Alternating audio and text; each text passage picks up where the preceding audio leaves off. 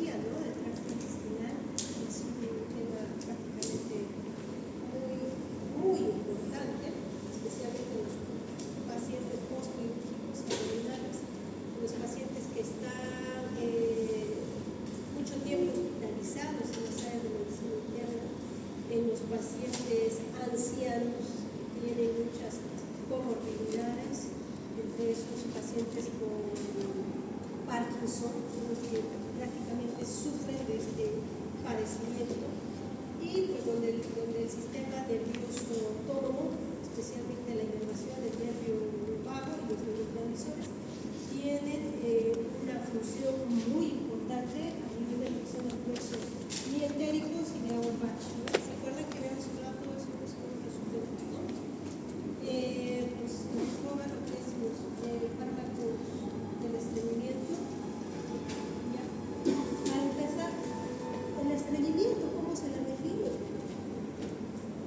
Colegio Norteamericano de Gastroenterología pues la define como la falta o la presencia de menos de 3 o 5 evacuaciones al día, o incluso cada 3 días, ¿no? Siendo un peso de la defecación menor de 35 gramos.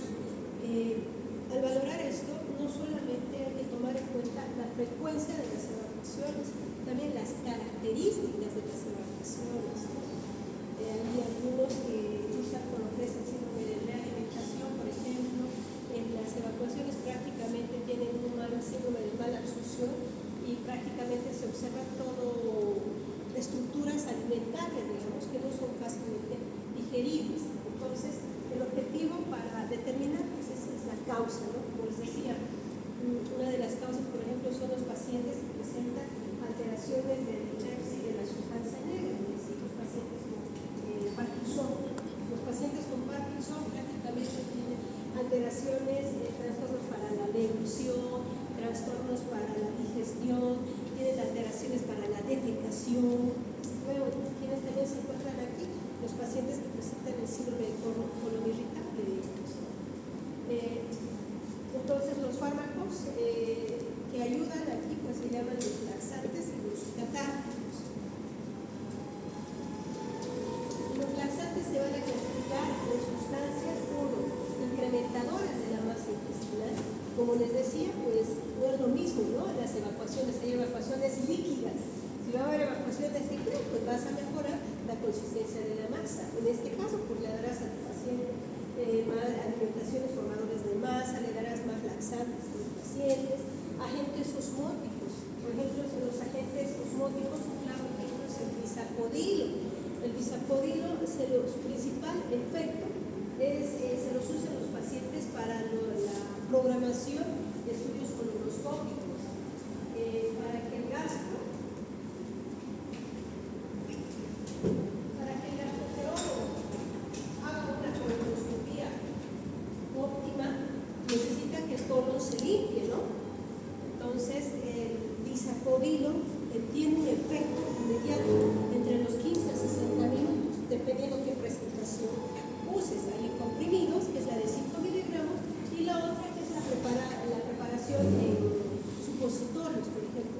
El efecto de este medicamento del bisapodilo que tiene un efecto osmótico, te provoca una diarrea líquida, y si tú lo usas con bastante frecuencia, puede llegar a provocarte incluso lesión a nivel de la pared intestinal en este caso. Ahora, hay sustancias estimuladoras directamente a nivel de la mucosa intestinal y fármacos que contrarrestan, producen un estreñimiento iatrogénico, como por ejemplo los opioides y los anticolinéticos. ¿Se acuerdan que habíamos hablado de los opioides? Los opioides, por ejemplo, es un buen analgésico de tercera línea, pero el efecto adverso en pacientes hospitalizados es pues el ilirio metabólico.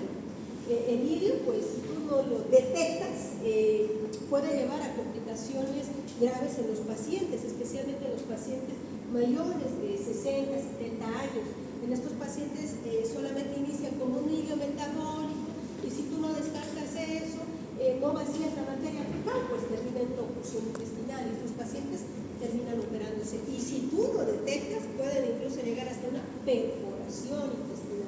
Una perforación intestinal, si es colónica, pues pare de contar agua bendita al paciente. Prácticamente la mortalidad es muy alta.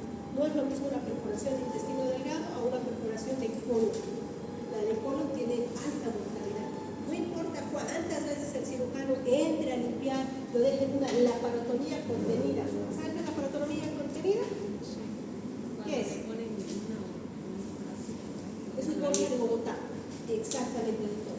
Cuando la cavidad está tan sucia, o la cavidad, digamos, en una cirugía traumática, que el paciente presentó, digamos, una hemorragia, un choque digestivo, ponen compresas para que evitar o cohibir el sangrado. O en este caso, meten compresas, hacen lavados con 10, 15 litros de soluciones si hubo contacto de materia fecal. Porque si tú cierras y no haces 2, 3, 4 aseos, digamos, por semana, el paciente se muere. Y de hecho, se muere. Se muere cuando son mayorcitos y cuando se encuentran en cavidad pulmonar. Pacientes jóvenes salen, pero los pacientes mayores no, lastimosamente. Ahora, los formadores de masa que les comentaba, sustancias que incrementan la masa, el contenido del lumen intestinal, estimulan la actividad motora, actúan a nivel de lo que es el nervio vago. Muchos compuestos son hidrofílicos y se absorben rápidamente en el agua. Los productos, ¿cuáles son? La celulosa, metilcelulosa, la que aquí generalmente contenemos son el plátano o bata y el psyllium plantamus. Esos son los que más se usan acá y son los que siempre están al alcance o en disposición de los hospitales incluso del segundo y tercer nivel. Lo van a encontrar. Ahora, farmacocinética y ahora no actúa de forma inmediata, sino en 12 a 24 horas. ¿Se acuerdan que se había comentado? Todos los estimuladores de la peristalsis, especialmente los laxantes, la mayoría se dan este lapso de tiempo, 12 a 24 horas, a excepción de los osmóticos. Los osmóticos actúan en los primeros minutos, ¿listo? Pero es solamente en situaciones de emergencia, en situaciones donde el paciente, digamos, que tiene una hemorragia digestiva baja y le urge al gastroenterólogo entrar a una colonoscopía y necesita, y para entrar a la colonoscopia, evidentemente necesita ver que el colon esté limpio. Entonces, en esos casos sí se da bisacodirlo, solamente en esos casos de urgencia. Después, no. ¿Por qué? Porque provoca daño en la panza. ¿Qué más? Puede producir obstrucción intestinal, adherencias, estenosis y ulceraciones. Ahora, la otra cara de la moneda que yo les había comentado. Siempre hay que valorar al paciente desde el punto de vista clínico. Uno puede ser que el paciente te diga, ay, no he evacuado desde hace 7 días a 10 días, ¿no? Y el paciente esté, digamos, con el abdomen blando y un poco distendido, digamos. A él sí puedes valorar y realizarle la colocación de los laxantes osmóticos o también de los formadores de masa. En cambio, si el paciente te llega hipotenso, taquicárdico, diafrénico, no le vas a dar esto. Si le vas a dar estos laxantes, lo que vas a producir en él es una perforación. Por eso te dice aquí, puede producir obstrucción intestinal o perforación con él. Y es algo iatrogénico. Por eso es muy importante valorar al paciente. Esto no se pregunta en el examen. Yo les puedo poner en el caso hipotético un paciente mayor, un paciente que está viviendo con una arritmia cardíaca, con una FA, que tiene el abdomen distendido, está hipotenso, y les puedo poner ahí. ¿Qué le ponen? El paciente ingresa en procedimiento quirúrgico, el paciente se le administra osmóticos para una colonoscopía. Se les puede hacer esas preguntas. ¿Listo? ¿Qué más? Indicaciones útiles. Está muy bien. En el estreñimiento simple, enfermedad asociada a colon, estreñimiento asociado a la enfermedad diverticular. Sí, pero en la enfermedad diverticular tenemos que tener mucho tacto. ¿Por qué? Porque es una de las causas frecuentes de hemorragia digestiva baja, especialmente en los pacientes mayores. Para que tú puedas administrar estos laxantes osmóticos, por ejemplo, hay que fijarse si el paciente no tiene datos de irritación peritoneal, ¿ya? Por ejemplo, los pacientes que presentan datos de irritación peritoneal, una diverticulitis, generalmente presentan mucho dolor. El peritoneo se observa como el peritoneo se palpa como tabla, nosotros llamamos eso abdomen líquido, especialmente en todo lo que es el colon descendente. Es una característica, digamos. Paciente añosito,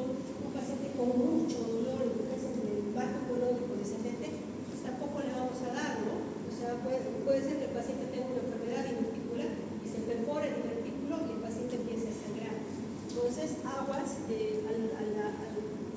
al momento de administrar estos catárticos y laxantes.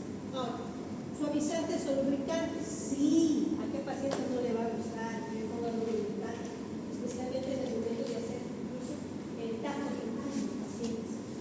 Un consejo de colegio, yo de esto ya les había hablado, pero actualmente hay muchos problemas médicos legales en el sentido que nosotros usamos lubricantes a la hora de hacer tacto rectal en los pacientes. Siempre, colegas, no se olviden consentimiento, explíquenles a los pacientes qué le van a hacer, se le va a hacer un tacto rectal y siempre traten de hacerlo en compañía de alguien, de la enfermera o alguien, porque la gente a veces es malintencionada cuando solamente el enfermero, o un caso hipotético de que el hombre entra a hacer un tacto rectal a la mujer, hay cosas, ¿no? Y los familiares prácticamente se prestan a eso, pues hay problemas. Les digo porque sí pasa, ha pasado muchas veces acá en Santa Cruz y también en México. Entonces, se hace ese consentimiento y lubricantes, pues de hecho nosotros usamos lo que es la vaselina líquida, ¿no? Ahora también se usa el aceite mineral. Se usa para hacer el tacto, especialmente en los casos que presentan fisuras, hemorroides internas o externas, que sangran mucho y que se lo cuidado ahí. Y también ablandadores en los pacientes que presentan mucho estreñimiento, se puede dar 10 o 20 mililitros vía oral cada 8 horas. Suaviza mucho la materia fecal. ¿Qué más? Entre estos encontramos el glicerol, es creo que el estándar, ¿no?, que usan los supositorios en los niños pequeños, ¿no? Hasta eso que dice el pediatra, hay una recomendación del pediatra, no a todos los niños de supositorios con glicerol, que se les tiene que enseñar un horario de evacuación de los niños, y también hay que ver mucho la parte nutricional de los niños y ver la causa de por qué el niño tiene estreñimiento, ¿no? Una de las causas, por ejemplo, que vamos a tocar más adelante, es en los pacientes que presentan hipotiroidismo subclínico en la edad infantil. Si no diagnosticas eso, por ejemplo, lleva al acretismo, ¿no? Una de las sintomatologías iniciales, pues, es el estreñimiento en los niños. Y no en todos, es supositorios, hay que siempre evaluar eso. ¿Qué más?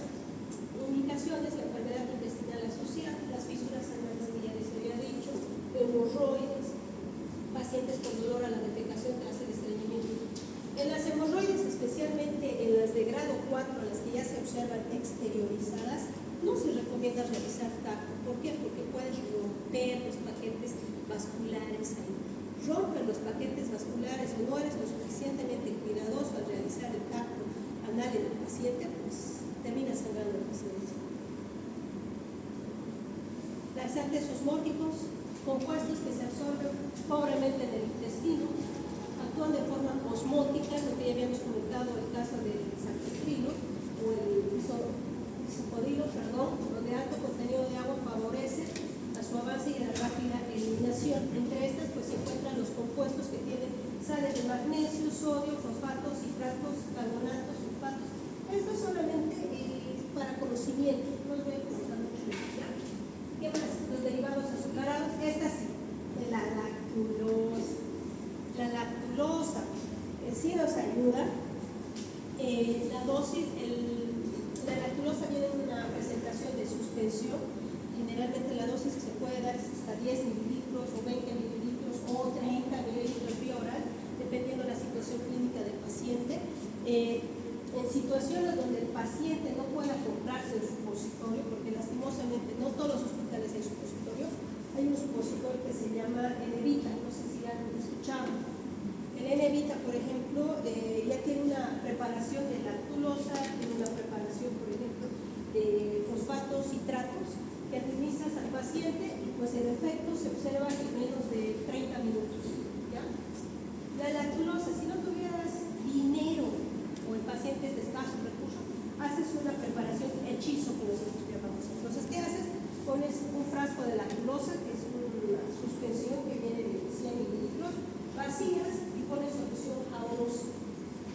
Eso administras al paciente.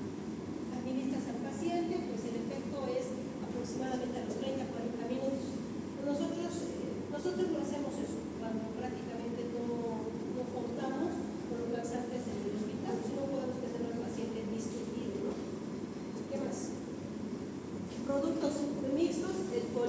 poliglicol. ¿En qué situaciones se usa el polietilenglicol? ¿Qué me puede decir?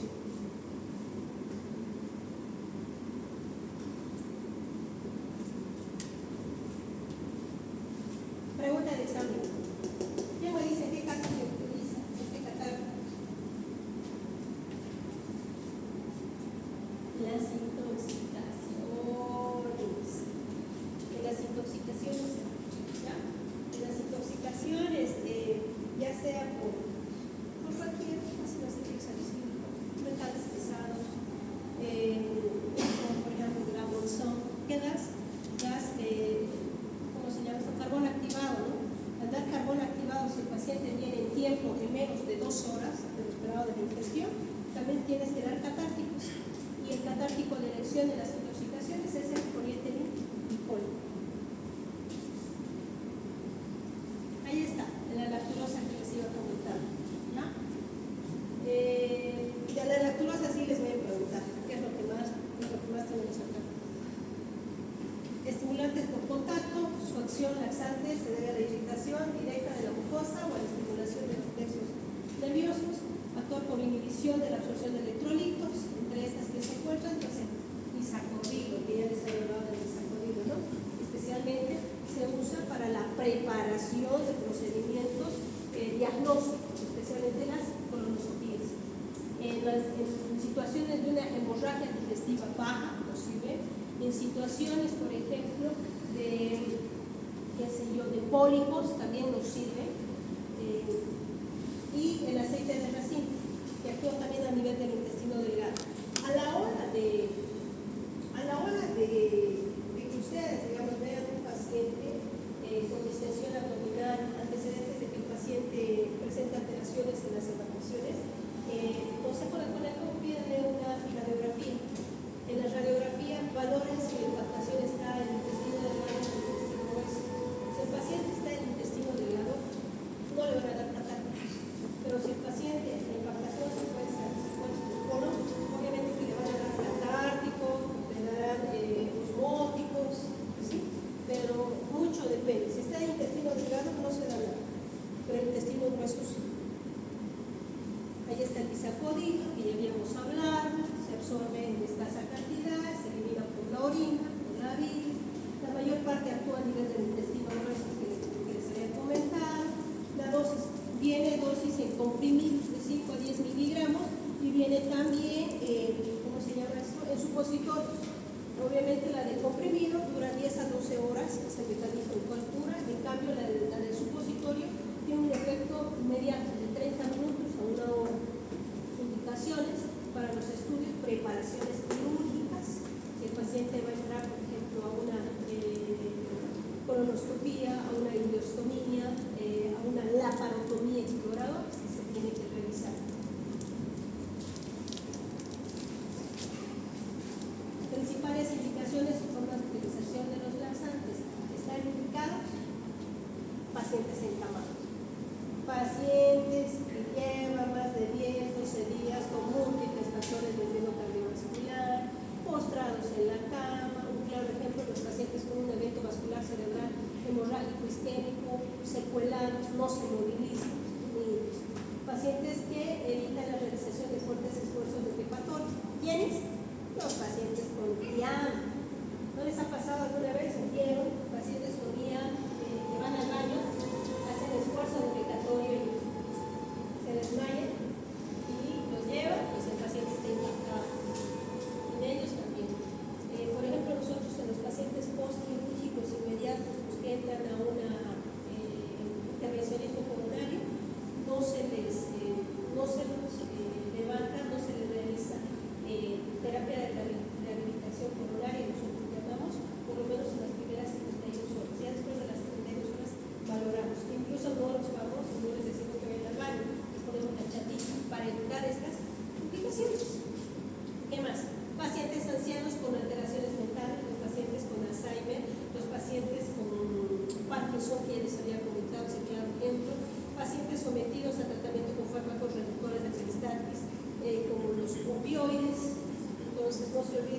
Los opioides por lo general no se debe administrar más de 7 días. Más de 7 días que se administra incluso produce lo que es la taquifilaxia en estos pacientes. Y otro es pues el hilo metabólico que te lleva pues, a las obstrucciones intestinales. Listo. ¿Alguna duda acá? ¿Alguna duda?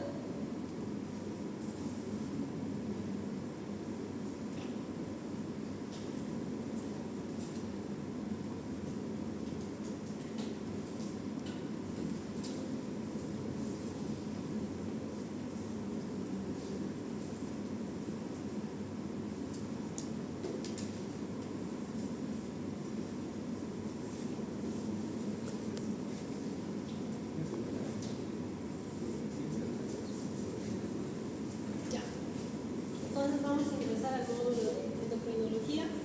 Prácticamente son dos módulos acá, ¿no? El de tiroides y otro es el síndromes hipoglicémicos, hiperglicémicos, ¿no? Que vamos a avanzar posteriormente. La tiroides. La tiroides. La glándula tiroides es uno de los órganos de las glándulas más nobles, ¿ya? Prácticamente la alteración de la homeostasis se ve condicionada, la alteración que se produce en la homeostasis se ve correlacionada con la disfunción de esta glándula. ¿A qué me voy?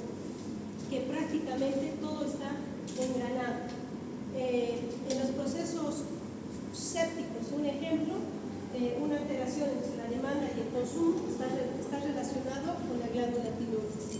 En los procesos isquémicos coronarios, una alteración entre la demanda y el consumo está relacionado con la glándula tiroides. Una alteración en lo que es el crecimiento y el desarrollo, por ejemplo, en los niños, está relacionado con la glándula tiroides. Una alteración en lo que es el proceso hemodinámico, hipertensivo, todo eso está relacionado con la glándula tiroides. Una alteración en lo que son las alteraciones histéricas que puede darse a nivel central está relacionada con la glándula tiroides.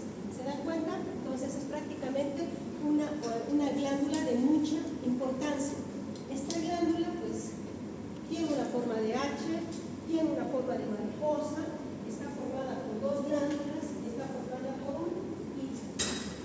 Tiene un peso variable, algunos lo dicen de 10 a 15 gramos, representa el 2% del gasto cardíaco total a nivel del organismo, es un área muy vascularizada, está alojada en la parte anterior del cuello, se encuentra cercana al hueco supraesternal. Para nosotros es de mucha importancia esta localización, especialmente en las áreas de terapia crítica. ¿Por qué les voy a decir? Porque no se olviden de los pacientes que llevan intubación prolongada. Nosotros hacemos procedimientos que se llaman la traqueostomía. No sé si han escuchado la traqueostomía percutánea, ¿no?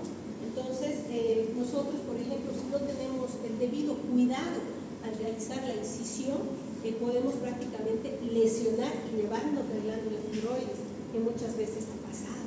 Ahora, como es un área muy vascularizada, también tenemos que tener mucho cuidado a la hora ya de divulgar los tejidos. ¿Por qué? Porque también podemos cortar o podemos lesionar sus vasos importantes y provocar un sangrado profuso del paciente. Entonces, nosotros nos vamos con cuidado, viendo lo que es la parte anatómica. Generalmente para una traqueostomía nosotros tomamos en cuenta lo que es el hueco supraesternal y tomamos en cuenta los dos dedos por encima del anillo traqueal. Justamente ahí donde se encuentra la glándula tiroides, lo que nosotros hacemos prácticamente es un desplazamiento y al desplazamiento debridamos y vamos dilucionando. ¿Qué más? Ya les había comentado esto y eso también. Ahora, es la unidad anatómica funcional. ¿Cómo se llaman? Las células foliculares. Estas células foliculares en el interior provocan una sustancia proteica rica, gelatinosa, que se llama tiroglobulina.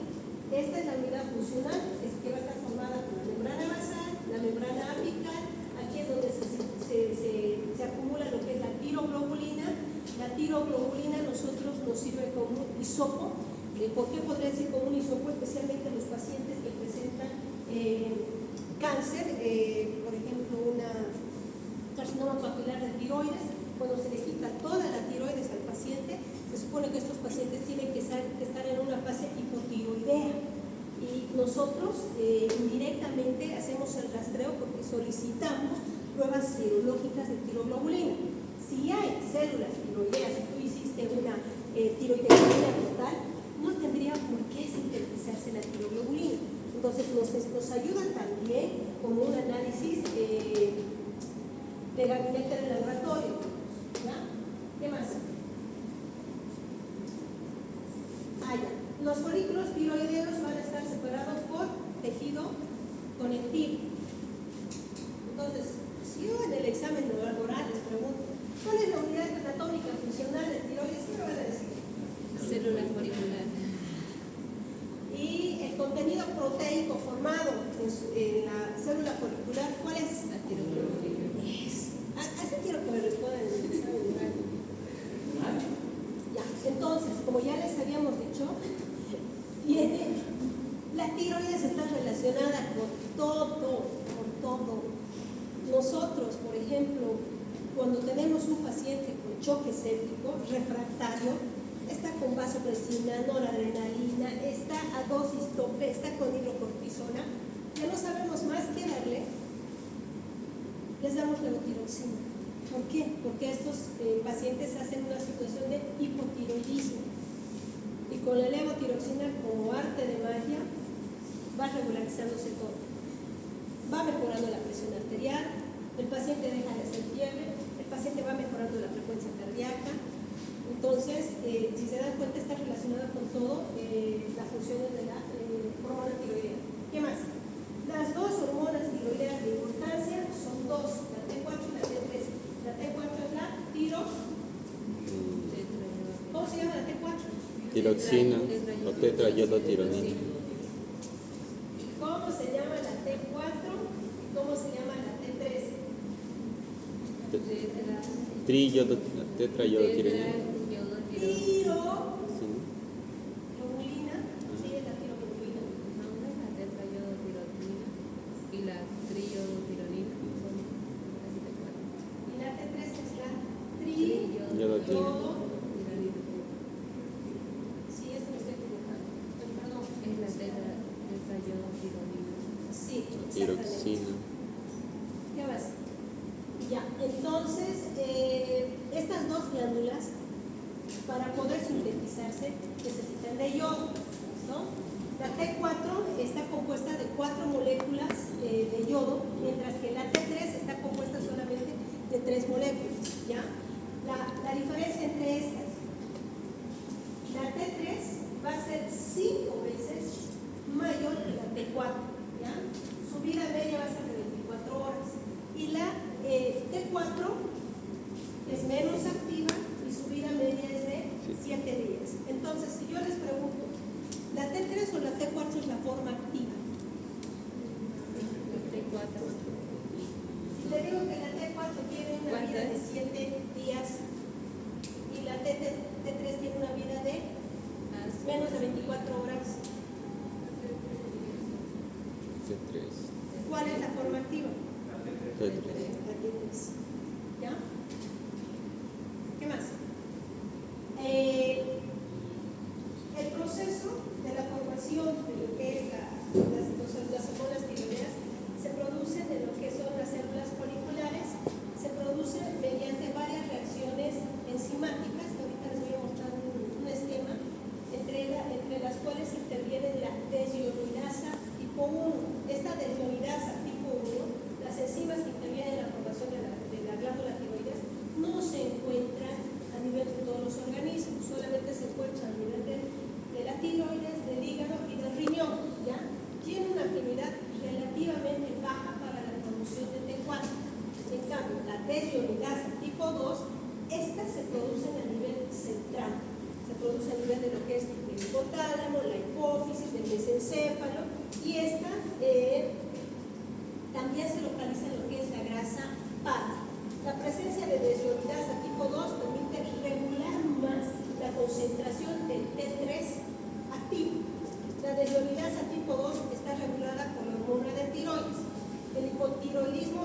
la enzima, lo que provoca el aumento de la conversión. ¿Esto qué significa? La hormona estimulante del tiroides es la TSH, ¿verdad? En el hipotiroidismo, la TSH va a estar baja y la T3 y la T4 van a estar altas. Entonces, si nosotros hablamos en el caso hipotético del hipotiroidismo, una TSH baja, ¿qué va a estimular? La producción de T3 y de T4, pero mayor concentración de la de T4. Y esto es mediante la estimulación del encéfalo y de la hipófisis. No se olvide que el hipotálamo estimula la liberación de la hormona tiroglobulina.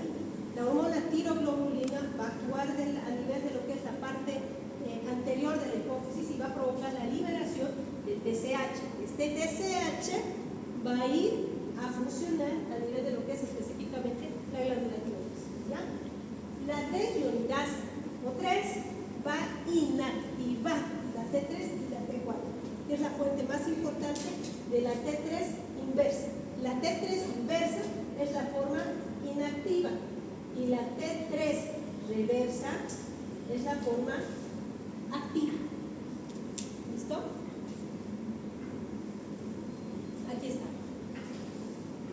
En procesos, por ejemplo, de enfermedades sistémicas severas, una de ellas la desnutrición, se produce mayor cantidad de T3, puede producir T3 inversa y T3 reversa. La T3 inversa o reversa está producida en 10%, solamente se presenta en 10% de la glándula tiroides y el 90% se provoca por deiominación de la T4. No se olviden que la T4 está formada por 4 moléculas de yodo. ¿Listo? ¿Qué más? La T3 inversa es la forma inactiva que ya habíamos comentado y es un producto en el cual es necesario para la producción de la hormona tiroidea. La T3 es la forma activa y actúa de forma directa a nivel celular. ¿Cuál es la diferencia entre T3 y T4? La T4 no es la forma inactiva, lo que significa que la T4 no actúa directamente sobre las células. En cambio, la T3 activa reversa sí actúa sobre la célula, por eso es que se la denomina la forma activa. ¿Sí entendieron?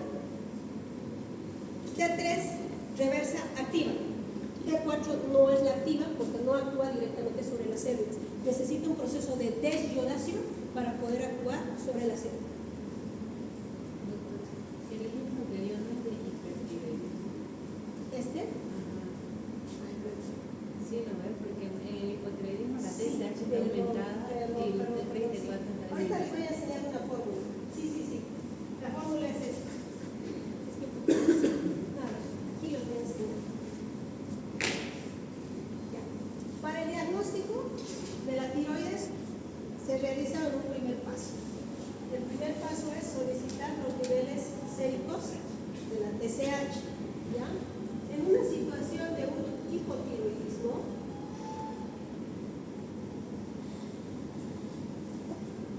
cuando es primario, porque hay que ver que sea primario, secundario y terciario, ¿no ven? En la forma primaria, prácticamente son las alteraciones que se producen a nivel de la glándula tiroides. Un claro ejemplo, por ejemplo, la enfermedad de Joe-Bacedol o la enfermedad de Hashimoto directamente, ¿no? Que actúa a nivel de lo que es la glándula tiroides. O otro claro ejemplo de una carcinoma papilar de tiroides, o sea, a nivel de la glándula tiroides. Entonces es de origen primario. Pero, ¿cuándo es secundario?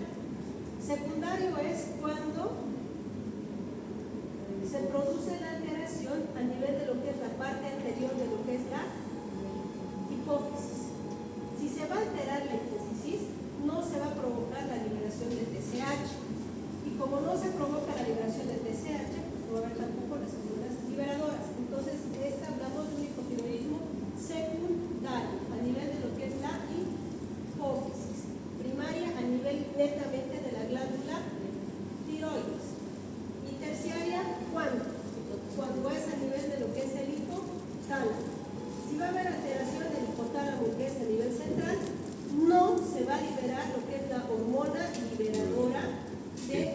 hipertirotropina.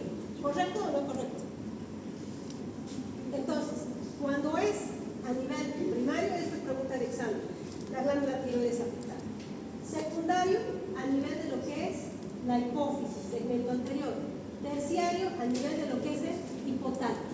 Para que se produzca TSH, necesitamos de la hormona liberadora de tirotropina. Si se dan cuenta, necesitamos de estos tres segmentos. Necesitamos de la hipotálamo, de la hipófisis y de la glándula tiroides, ¿no? Ahora, lo que su compañera decía, en el hipotiroidismo, lo primero que tenemos que pedir es TSH. Lo segundo que tenemos que pedir es hormonas tiroideas, especialmente la T4, libre y total, nos sirve. ¿Ya? En un hipotiroidismo primario, no tiene al principio. En un hipotiroidismo primario, la TSH va a estar alta, va a estar muy alta. Al estar la TSH muy alta, va a suprimir la liberación de las hormonas tiroideas. Es decir, va a haber T3 bajo y T4 bajo, ¿correcto? A esto se llama hipotiroidismo primario. Ahora, ¿cuándo se habla de hipotiroidismo subclínico?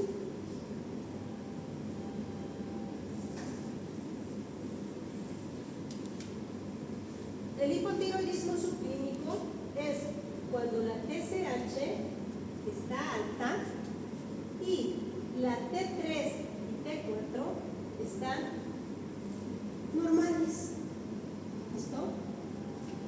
Cuando yo les ponga, acuérdense, si yo les pongo T3, T4, normal, es subclínico. Ya ustedes clasificarán dependiendo de la TSH si es un hipo o un hipertiroidismo. Si les pongo un pedo T3 y T4 normales, es subclínico. ¿Listo? Ahora, todo lo que es subclínico hay que valorar. Por ejemplo, en un paciente joven que no tenga factores de riesgo cardiovascular, es decir, que no tenga alteraciones miocárdicas, que no tenga enfermedades de los vasos coronarios y pulmonares, pues tú no le vas a dar el tratamiento. Por ejemplo, en un hipotiroidismo subclínico, está indicado darle la reposición de la T4, que es la levotiroxina, perdón, iba a poner la levotiroxina. Tú le vas a dar cuando la TSH esté mayor de 10. Si el paciente te va a presentar muchos factores de riesgo cardiovascular y te va a presentar una TSH mayor de 10 y te va a presentar hormonas tiroideas normales, que es el caso de un hipotiroidismo subclínico, le das el tratamiento. Pero si es un paciente que no tiene muchos factores de riesgo cardiovascular, tal vez por error de laboratorio que puede pasar, entonces descargas el tratamiento y lo que haces es vigilancia en ese paciente. Lo citarás de aquí pues a 6 meses, le volverás a tomar nuevamente las pruebas de perfil tiroideo. ¿Listo? Ahora, en un caso de un hipertiroidismo es diferente.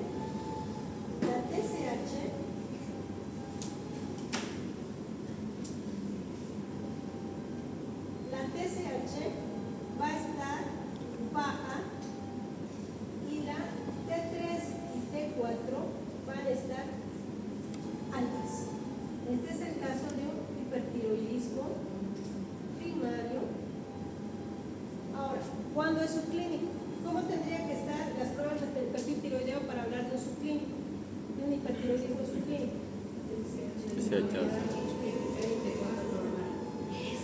Todo lo que es normal es subclínico, siempre entra como pregunta de examen en la residencia y todo.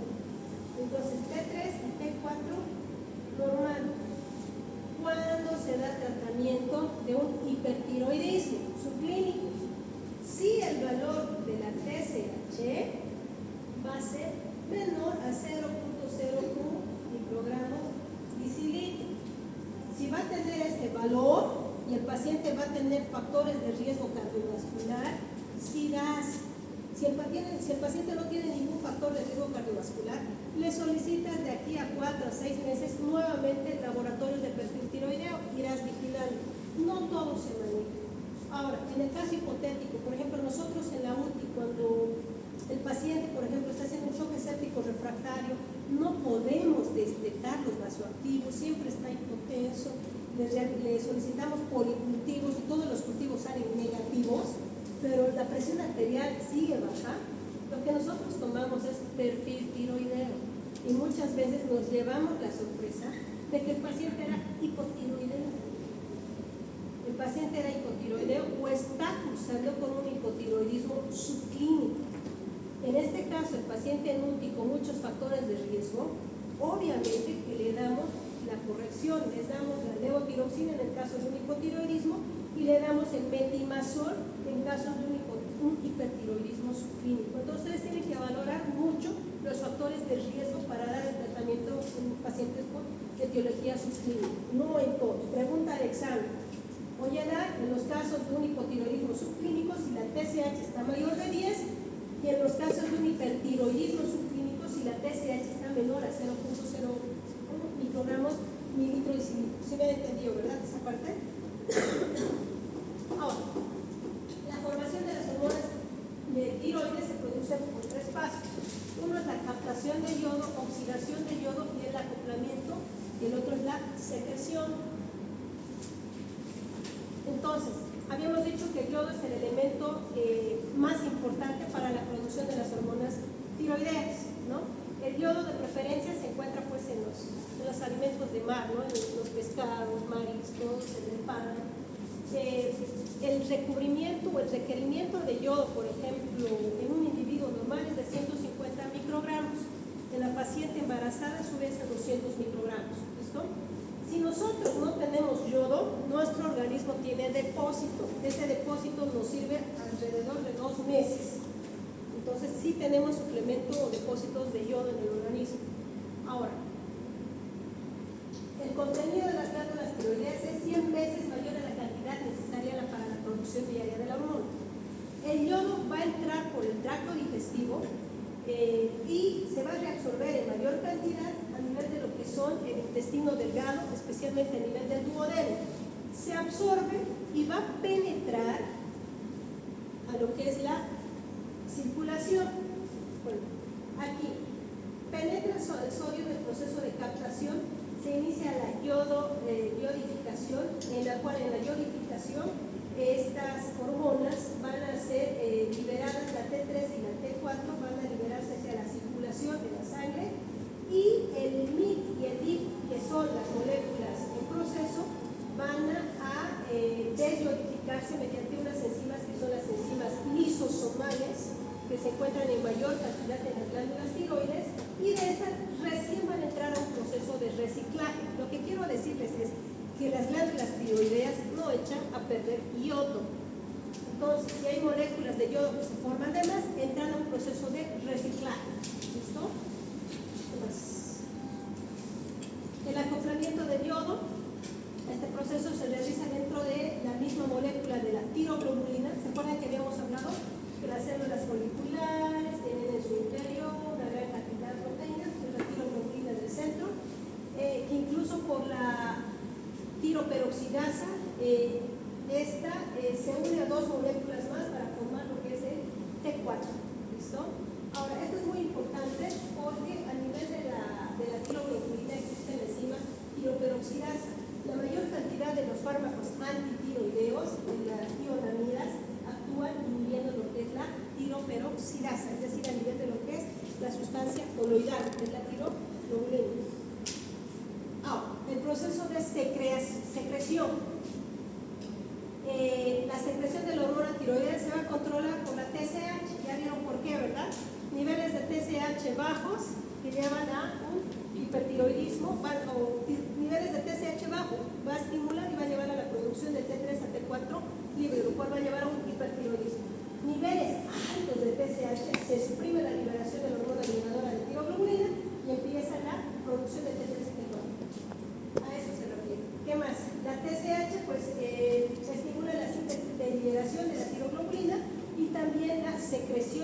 crecimiento. También tiene que ver mucho en la vascularización de la misma glándula tiroidea. ¿Qué más? El principal factor para la síntesis y secreción de la TSH va a ser la concentración de T6. ¿Listo? El principal regulador. Ahora, la T3 y T4 que se encuentran en la circulación sérica y la sangre, pues se dice que el 99.96% T4 se encuentra unida a proteínas.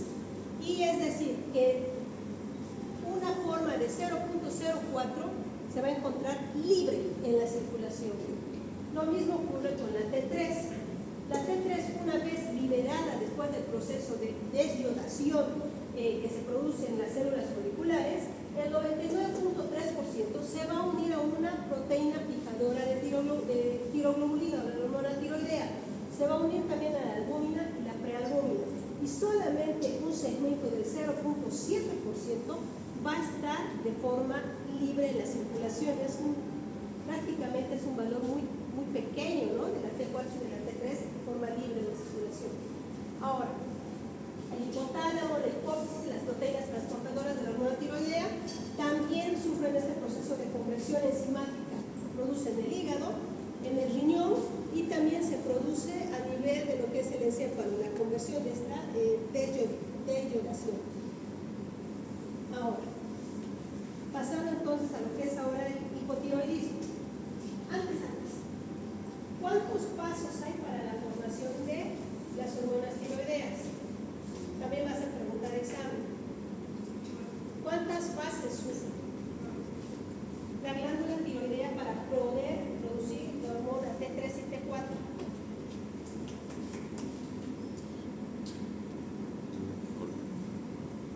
Ahorita acabamos de hablar. ¿Cuál es?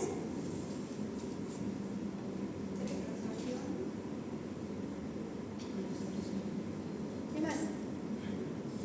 2 puntos al que me dice. ¿Cuáles? Ahorita acabamos de hablar, chicos, están durmiendo. ¿Cuál había sido? Captación de yodo, oxidación de yodo, acoplamiento de yodo y la secreción de yodo. Pregunta de examen. Ya. Entonces, el hipotiroidismo, ¿qué va a ser? La incapacidad que tiene la glándula tiroides de poder producir hormonas tiroideas, ¿no?, y liberarlas hacia la circulación. Su frecuencia es muy baja, de un 3 a 5% de la población, pero se presenta ya en mujeres a una edad mediana, es decir, de los 30 a 60 años, y de predominio el hipotiroidismo en las mujeres, lastimosamente. La clasificación que ya habíamos hablado, primario, secundario y terciario, ¿verdad? La primaria y las causas. Una de las causas, pues, es el tercio de yodo que se encuentra en el agua, en los alimentos. No sé si se acuerdan, por los años 70 o 60, no sé si les hablaron sus abuelitos, había prácticamente la incidencia de hipotiroidismo aquí en Bolivia se incrementaba, ya que prácticamente nuestra sal no tenía yodo. Entonces aumentaron los casos de incidencia. Ahora, si se acuerdan, si ven, nuestras bolsitas de sal sí tienen yodo, especialmente desde esa vez que se incrementaron las tasas de incidencia, ¿no?, de hipotiroidismo. Ahora, otra causa también es la inmunitaria. La inmunitaria, por ejemplo, la enfermedad de Hashimoto, ¿no? Prácticamente se producen inmunoglobulinas que actúan o se unen a la TSH, actúan como anticuerpos, y como actúan a nivel de la TSH actúa a nivel de la glándula tiroides, es como el tiro al blanco y empiezan a destruir las mismas células, se destruyen las células foliculares por estos mismos anticuerpos que se generan. Después se produce la Hashimoto. Extirpación de la glándula, que es una de las causas más comunes, especialmente en los pacientes que tienen SEA de tiroides. Una de las causas más frecuentes es el carcinoma papilar de tiroides. Lo bueno que los cánceres de tiroides, si se previenen, tienen una progresión lenta, no es una progresión acelerativa. Y algo bueno en estos pacientes es pues se hace la tiroidectomía y los pacientes prácticamente viven con hormonas suplementarias, ¿no? En este caso la levotiroxina. Ahora, el hipotiroidismo medicamentoso. El hipotiroidismo medicamentoso también se puede provocar por una mala regulación o mala dosificación que nosotros hacemos de los fármacos antitiroideos. Por eso es muy importante que a la hora de que tú detectes un paciente, por ejemplo, con hipotiroidismo, inicies una dosificación baja de 25 microgramos. No puedes iniciar a una dosis alta de 100 o 200 microgramos. ¿Qué pasa? Como les decía, ¿no? Que la glándula tiroides tiene que ver, está regulada, engranada con muchos segmentos glandulares en el organismo. Puedes provocar alteraciones cardiovasculares, termorreguladoras, alteraciones del sistema nervioso central. Entonces se recomienda ir con dosis baja e ir comentándoles a los familiares, por ejemplo, en la consulta externa, estoy iniciando dosis de 25 microgramos y me dicen en las primeras 2 semanas qué síntomas presenta el paciente, porque hay muchos que no toleran. Si los pacientes van tolerando, se le va sumando o aumentando la dosificación cada semana. ¿Listo? Ahora, la dosificación generalmente se realiza en base a la TSH.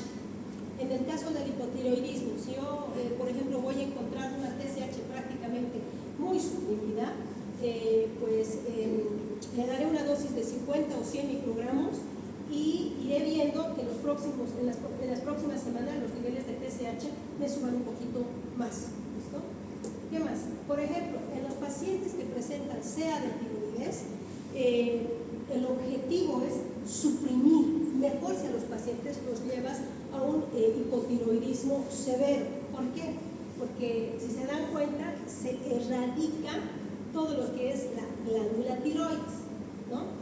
Y se supone que si no detectas niveles de tiroglobulina en estos pacientes, significa que no hay restos de células tiroides y el paciente no está presentando recidivas. Pero en el caso hipotético, si el paciente realiza su tiroidectomía total y tú le tomas unos exámenes de laboratorio y ves que la tiroglobulina va en ascenso, aguas, el paciente puede estar haciendo recidiva. ¿Listo? Entonces, en estos pacientes, ¿qué hace el endocrinólogo? Trata de suprimir, inhibir más la TSH. ¿Qué más? Aparte de los trastornos medicamentosos o del hipotiroidismo, también se observa en pacientes que consumen mucho tiempo miodarona. La miodarona es un medicamento. ¿Se acuerdan que cuando hablabas de miodarona habíamos dicho que se deposita no solamente en la glándula tiroides, se deposita en las córneas, se deposita en los pulmones? Entonces, también te puede llevar. El litio también te puede llevar a situaciones de hipotiroidismo. ¿Qué más? Los trastornos de la embriogénesis, especialmente la hipoplasia tiroidea, que nos lleva al cretinismo. Alteraciones heredofamiliares también están descritos, y los trastornos infiltrativos como la amiloidosis o también como la hemocromatosis en pacientes que presentan saturnismo o en pacientes que presentan una falla hepática secundaria a esto, ¿no? Ahora, en el hipotiroidismo secundario, ¿se acuerdan que habíamos dicho que en el hipotiroidismo primario solamente estaba afectada la glándula tiroides, ¿no? En el hipotiroidismo secundario habíamos dicho que está afectada lo que es la hipófisis, el segmento anterior de la hipófisis. Entonces va a haber, como está afectada, no se produce TSH y se inhibe la liberación de lo que es la hormona liberadora de tirotropina. Entonces las principales causas van a ser también los abscesos, tumores, cirugías, las irradiaciones hipofisiarias. Un claro ejemplo, por ejemplo, los pacientes o los que trabajan en lo que son en los centros imagenológicos. No sé si se dieron cuenta, los que hacen estudios contrastados siempre se pone protección. Se pone, no sé, ¿alguna vez entraron en un centro de imagen? Cuando los pacientes inyectan mucho contraste, les ponen unos mandiles de aluminio, son pesados. Y aparte les ponen tipo chalinitas, obviamente para proteger la tiroides, para evitar, no sé, irradiación hipofisial. pacientes, por ejemplo, estos médicos subespecialistas imagenólogos, se protege mucho lo que es la glándula tiroides con esos segmentos, y también se les da, aunque no crean, periodos vacacionales más prolongados para evitar el contacto constante, digamos.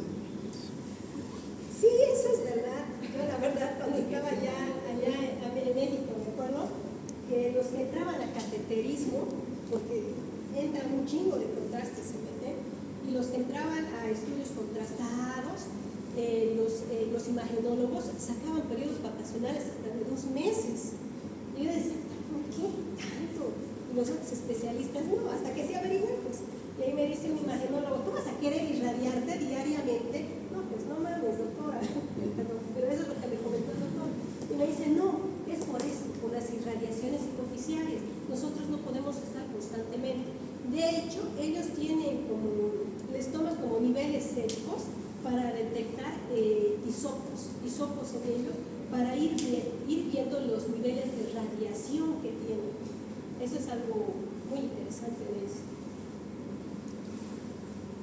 Bueno, en el hipotiroidismo terciario habíamos dicho que netamente es una alteración a nivel de lo que es la alteración de la hipófisis, ¿verdad? Bueno, aquí ya sería incluso del hipotálamo. La alteración del hipotálamo sufre consecuencias de enfermedades del hipotálamo que resultan de anulado y no producen la hormona liberadora de tirotropina.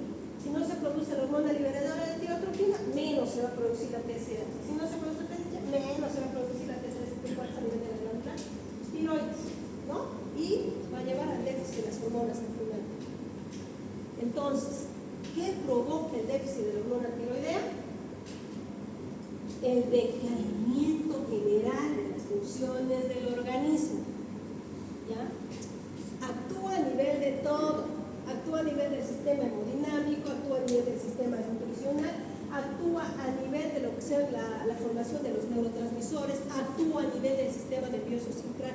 Es decir, en la glándula tiroidea prácticamente está sumergida en todas las funciones del organismo. Los síntomas del hipotiroidismo. También les puedo poner un caso de un paciente con obesidad, un paciente que se le cae el cabello, un paciente con una bradicardia extrema que acude al servicio por, qué sé yo, les puedo decir, por distensión abdominal. Le toman unos estudios de laboratorio y en los estudios de laboratorio ven que el paciente tiene una TSH alta y tiene una T3, T4 baja. Y el paciente se encuentra con decaimiento, postrado en la cama, imposibilidad para la deambulación.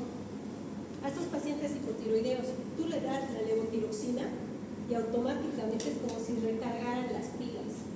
A las 6-8 horas los pacientes empiezan a estar más activos. Se empieza a regular todo lo que es la función cardiovascular, empieza a mejorar la frecuencia cardíaca, empieza a mejorar la presión arterial, ya no se quiebra mucho lo que es el cabello. ¿Qué más? Ahora, los signos: piel seca, extremidades frías, presentan alopecia, fisuras, disminución del apetito sexual, presentan el edema periférico. El edema en miembros inferiores, miembros superiores o en las arcas, si me quieren entender, es lo que es el mixedema, ¿no? No es lo mismo al las arcas. Un ejemplo, ahí me equivoqué. Mixedema, tú vas a dar el diagnóstico y su perfil tiroideo va para un hipotiroidismo y estos pacientes presentan edema en los miembros superiores, en los miembros inferiores, y aparte que van con alteraciones del estado neurológico. Ojo, el mixedema no se presenta en cualquiera de los pacientes, es más frecuente en pacientes de la 7ª, 8ª década de la vida, ¿ya? Pacientes mayorcitos. El diagnóstico, ya les había hablado, el gol estándar, pues primer paso, TSH. Segundo paso, T3 y T4. Y vas clasificando dependiendo los niveles de TSH, pues si están altos será un hipotiroidismo. Si está bajo el TSH será un hipertiroidismo. Ahora, si los T3, T4 están normales, y hay que valorar si se trata o no se trata, pero no todos los casos se tratan, solamente si el paciente tiene factores de riesgo. Ahora, la No es hora todavía, ¿verdad? No, pero Ya. La levotiroxina es el tratamiento de reemplazo de elección de la célula que se transforma en T3, ¿ya? Esta solamente hay en comprimidos, ¿ya? La dosis viene de 50, 100 y 200, 25, 50, 100, 200 microgramos. Esta se absorbe bien en el tracto gastrointestinal, pero su absorción completa ya es a nivel de lo que es el duodeno y del hígado. Luego, ya habíamos comentado que pues, se unen un 99% pues, a las proteínas, ¿no? Y prácticamente un 0.03% se encuentra libre en el sistema célular. ¿Qué más? Su vida media, no se olviden. La vida media del T3, que es la T3 activa reversa, es de 24 horas. Y la T4, que es la forma inactiva, es de 7 días. Tiene un metabolismo hepático, todos los antitiroideos y también pueden eliminarse a nivel de la bilis. ¿Qué más? Las indicaciones, pues, del hipotiroidismo primario, secundario y terciario, y pues valorar los hipotiroidismos subclínicos también.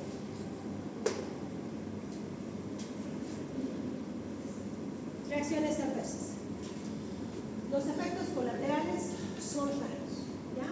Pero como les había comentado yo, al momento de iniciar a un paciente un tratamiento hipotiroideo, jamás se vayan con dosis altas. Porque si ustedes se van con dosis altas, pueden ocasionar esto en el paciente. Especialmente en los pacientes mayores, ocasionan una taquicardia y lo que pueden desencadenar es una TFA, que es lo más descrito en estos pacientes. Pueden ocasionar nerviosismos. Estos episodios de nerviosismos pueden llegar incluso a ataques de ansiedad y de pánico en muchos de ellos, ¿ya? ¿Qué más? Por eso, en todo paciente hipotiroideo se recomienda usar dosis de 25, ir escalonando. Cada 2 semanas irás viendo los niveles de TSH. Está muy bajo el TSH en la primera semana, le aumento 25 microgramos más o 50 microgramos más. Contraindicado en los pacientes con infarto agudo de miocardio. Imagínate, un paciente con infarto agudo de miocardio, estamos diciendo que regula, taquicardiza al paciente, ¿qué vamos a llevar? El mayor riesgo de que el paciente se infarte, ¿verdad? Pero, ¿qué más? Aquí está contraindicado el caso de toxicosis, infarto agudo de miocardio y insuficiencia renal. Hay una clasificación, no me acuerdo el nombre, ahorita se los digo. Es una clasificación que nosotros usamos en los casos de tormenta tiroidea. Levos-Tachy, se los voy a mandar la clasificación, pero les va a servir muchísimo en el servicio de ¿cómo se llama? En el internado. ¿Por qué? Esta clasificación toma en cuenta los criterios para una tormenta tiroidea. Una de las clasificaciones, uno de los criterios es que el paciente es joven, que el paciente presenta fiebre, que el paciente está con hipertensión, que el paciente está taquicárdico, que el paciente tiene alteraciones de lo que es el sistema nervioso central, el paciente tiene alteraciones en las evacuaciones y por lo menos si cumple este paciente más de 5 criterios, estás frente a una tormenta tiroidea y el paciente está con una frecuencia cardíaca 1000 por hora. Entonces, si tú le das el metimazol en este paciente, o mejor dicho, si le das a este paciente el metimazol, prácticamente como arte de magia, les digo porque nosotros nos ha pasado, les das el metimazol y va regularizándose todo. Ahora, una de las causas, por ejemplo, frecuentes. Nos ha pasado, la anterior escribimos una paciente, era con una tormenta tiroidea, una paciente joven de 20 años. Entonces, el motivo de consulta de esta paciente fue fatiga y palpitaciones. Siento que me palpita mucho y me siento muy caliente. La paciente obviamente estaba con fiebre. Fui al cardiólogo. No, fui a un médico general y solamente me dio antipiréticos. Fui a un médico internista y me mandó a cultivar. Me mandó cultivos de secreción bronquial, me mandó cultivos de urocultivo, pues no tenía nada. Y al final fui con el cardiólogo. El cardiólogo me realizó un Holter y en el Holter solamente salió que tenía una taquicardia sinusal, pero nada más. Esta incomodidad no me deja dormir, me agito, peor cuando hago mis necesidades, o me cambio, o como, o voy al baño a hacer mis necesidades, es lo que comenta la paciente. Entonces, no se les olvide, pacientes con estas características, y paciente joven, y paciente que de la nada presente esta sintomatología, perfil tiroideo. Ahora, seremos sinceros, el perfil tiroideo cuesta caro, no todos los hospitales lo tienen, solamente los hospitales de tercer nivel, en los de primero y segundo nivel no vienen, pero sí cuenta la clínica.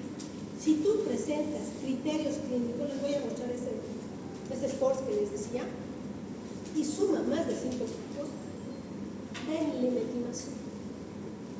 Denle metimazol. Cuando ustedes le den metimazol y posteriormente a la carga le den un beta bloqueante al paciente, van a solucionar el problema. Aquí creo que en muchos hospitales no se está muy familiarizado con las tormentas tiroideas. Y las tormentas tiroideas es una urgencia médica.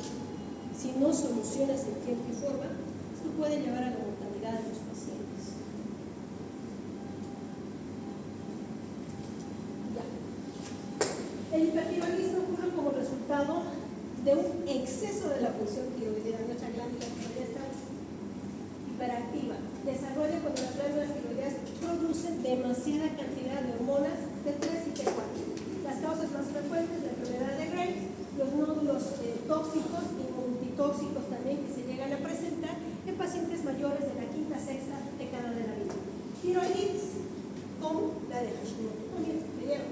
Y gestión excesiva de las hormonas tiroideas sujetas a hipotiroidismo. Ahora, en más del 90% de los casos de hipertiroidismo es secundaria a trastornos heredofamiliares. Una de las causas más frecuentes es la enfermedad de Graves-Basedow. Es una enfermedad heredofamiliar. También los bocios uninodulares o multinodulares. Por eso es muy importante que en el momento semiológico que estemos con el paciente, exploremos bien la glándula tiroides.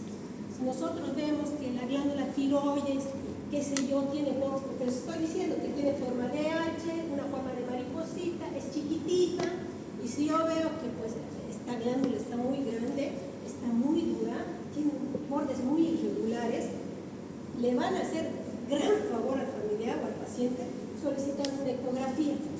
Ya en la ecografía irán detectando ustedes el tamaño, si es simétrico, asimétrico, si es asimétrico y muy vascularizado, por favor, se los va a agradecer al paciente una punción por aspiración, que se llama ese estudio PAF. Una punción por aspiración guiada por ecografía se le hace, se le toma el estudio citológico y para de contar, y hace ese diagnóstico con el paciente. Les comento porque en la parte familiar a mí sí me pasó, cuando estaba allá en México, mi mamá tenía, una de esas mañanas amaneció mi mamá y me dice, dificultad respiratoria, no puedo respirar. Entonces, yo como no la vi prácticamente un año más, mi mamá tenía un bocio que iba creciendo.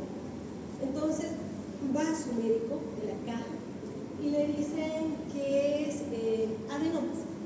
Tiene unos adenomas, puede ser por la cavidad. Y yo dije, pues qué raro, si mi madre va cada mes a su odontólogo. No, es el dentista, el problema es del dentista. Y mi mamá me decía, siento que va creciendo, me dificulta, y una de las características es que como comprime tanto, y por debajo está cerca lo que es la laringe, comprime e incluso el paciente va cambiando de voz, es una voz bitonal. Entonces lo veo y dije, no manches, una ecografía. En la ecografía se le hace el estudio y se ve de bordes irregulares, ya vascularizado. Obviamente tuvimos que buscar un buen subespecialista que haga estudios por punción, porque no todos lo hacen, eso tienen que buscar, chicos. Se le hace la punción y también mucho depende del patólogo. Había un patólogo que dice que no es nada, pero mucho depende de qué segmento tomas incluso la glándula tiroides. Se hizo 3 punciones y en la tercera punción salió que tenía un carcinoma papilar de tiroides. Y pues aquí lastimosamente, aquí tardamos mucho tiempo, yo estaba ya en México. Me la llevé a México mi mamá, le hicieron la tiroidectomía total, tomó el yodo radioactivo, que en pacientes ya de más de 60, 70 años es lo aconsejable, y están con el tratamiento de reemplazo, que es la levotiroxina. Por eso, en estos pacientes que tienen antecedentes de SEA, hay que ir vigilando lo que es la tiroglobulina. La tiroglobulina tiene que estar suprimida, el TSH tiene que estar suprimido, para que no se ven datos de crecimiento. Entonces, eso es lo que yo les comento en mi experiencia, que por favor siempre revisen la glándula tiroides. El paciente siempre se les va a agradecer. La enfermedad de Graves. Producción de inmunoglobulinas, que estas se unen a la TSH y prácticamente van a atacar lo que son los receptores de membrana a nivel de la glándula tiroides. Se presenta en el sexo femenino, una incidencia en las mujeres, más que todo entre los 20 a 40 años. ¿Qué más? Existe un aumento del trabajo de las células tiroideas, aumento de la cantidad de la producción de las hormonas y existe una elevación en la captación de yodo. Los nódulos tiroideos existen desde nódulos uninodulares, multinodulares o solamente bocio nodular no tóxico. ¿Cuáles son las características? Que en la uninodular es solamente un nódulo, predomina en la mujer, especialmente en la paciente añosa. ¿Listo? Y usa con complicaciones cardiovasculares. Generalmente el motivo de consulta de estos pacientes es alteraciones del ritmo cardíaco. ¿Por qué creen que los cardiólogos siempre piden perfil tiroideo, especialmente en pacientes añosos, para ir viendo que el paciente no esté cursando un hipertiroidismo? El bocio multinodular tóxico también se caracteriza por múltiples nódulos. Esta se presenta también en la mujer añosa de la sexta, séptima década de la vida, pero la característica es que tiene un bocio grande. Bocio nodular no tóxico, estas se observan en pacientes, lo que habíamos hablado, en lugares no endémicos, donde la sal prácticamente no tiene, lo que nosotros nos pasó en Bolivia hace muchos años atrás, que vieron la incidencia del hipotiroidismo en los pacientes y vieron también la incidencia del bocio en estos pacientes. Y gracias a estas campañas propuso sedes, pues desde ese año actualmente ya contamos con yodo en todas las salas, ¿no?, que se consume acá. Síntomas del hipertiroidismo. Siempre cuando les pongan un paciente hipotiroideo y un paciente hipertiroideo, imagínense esto: el hipotiroideo, un paciente gordito, obeso, es así, a mí así me funciona. Gordito, obeso, con el pelo quebradizo, bradicárdico, siempre está de sueño. Y el hipertiroidismo, un paciente delgado, un paciente nervioso, un paciente de síndrome de colon irritable, un paciente con alteraciones que se llaman exotalmos. Hipo, gordito, hiper, delgado, nervioso, hipertenso, taquicárdico, para que no se olviden. Ahí está, el exotalmos. Y la FA, especialmente en pacientes mayores. Y la piel en el paciente delgado que hace ejercicio, ¿cómo es? Es roja, caliente, el paciente hace fiebre. Para que le sirva, ¿no? Para que sepa diferenciar entre los dos tipos de pacientes. Y la característica, los pacientes hacen debilidad muscular. ¿Y por qué hacen debilidad muscular? Porque hacen rabdomiólisis, muchos de ellos. Si tú les tomas enzimas musculares, pues las enzimas musculares te salen altas de estos pacientes con hipertiroidismo. El diagnóstico ya le habíamos comentado: niveles de TSH junto con T4 total o libre, nivel de TSH va a estar bajo y T3 y T4 van a estar altos. El tratamiento puede ser médico, radicales y quirúrgico. El tratamiento médico, pues la función de los antitiroideos va a ser inhibir los procesos de captación, oxidación, organificación del yodo y la secreción. Prácticamente van a inhibir esos cuatro segmentos. Ahora, el propiltiuracilo, carbimazol y tiamazol. Una característica del propiltiuracilo. Bueno, una pregunta. ¿Cuál es el tratamiento antitiroideo de elección en una mujer embarazada? Les voy a preguntar eso, pues, ojo, en el examen. Porque sí van a tener mujeres embarazadas, ¿no? Siempre las mujeres embarazadas siempre les toman perfil hormonal, tiroideo,